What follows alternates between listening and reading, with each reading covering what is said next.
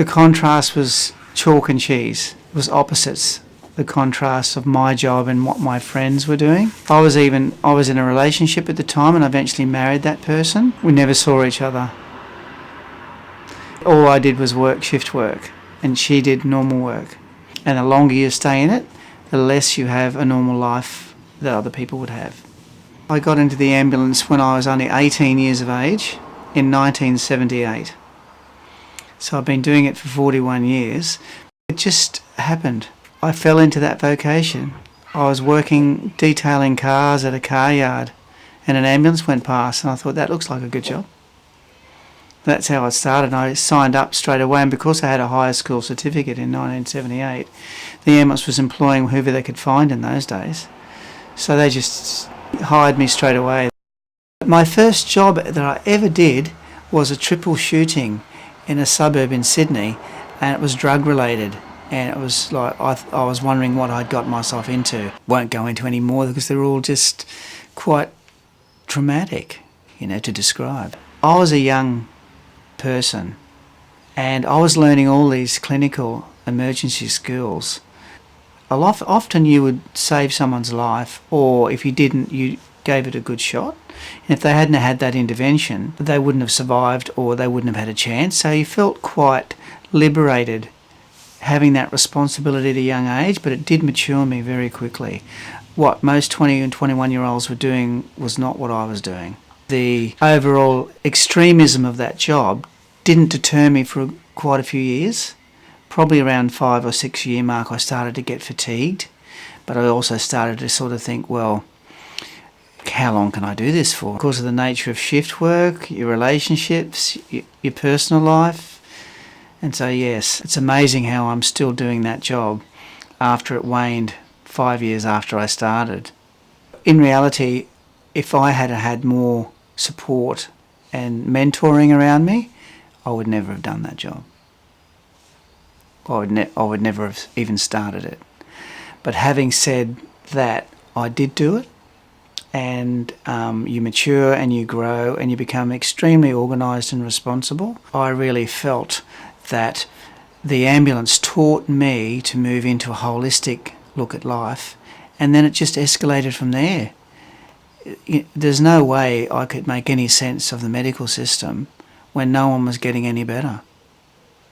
Didn't make any sense.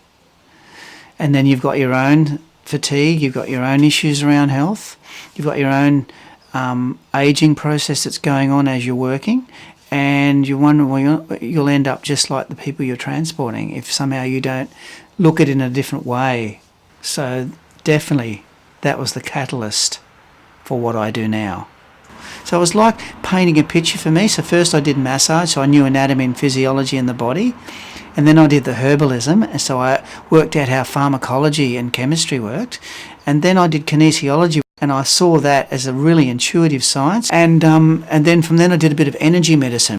Finally I came across a program called RBTI, Dr. Kerry Reams's Reams BTI, and it's an analysis of the body chemistry just by using saliva and urine, and it gave you a complete picture, an entire picture of that person's health just by looking at those numbers.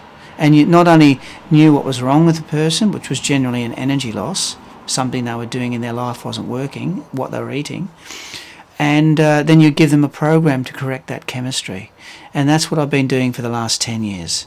It's a long way off being self-sustainable, but everything that we do now has a certain level of professionalism to it. It's very accurate what we do, so people get results, and more importantly, they're amazed at how much we can tell them. Well, we have to be very organised is the first thing, because there's a lot to balance. And so yes, we both have to be very organised around our home life because our health is very important. And then with Warren going off to the ambulance, and in that time I'm working on the business at home, so we're able to balance what we're doing. If we keep at the pace we're going, which we probably have to be cautious of course, it's like a juggling act. Every time I get more work, less ambulance comes into play.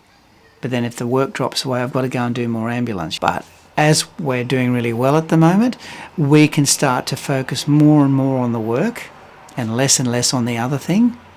And so that should still continue to grow. I've never seen anything like it.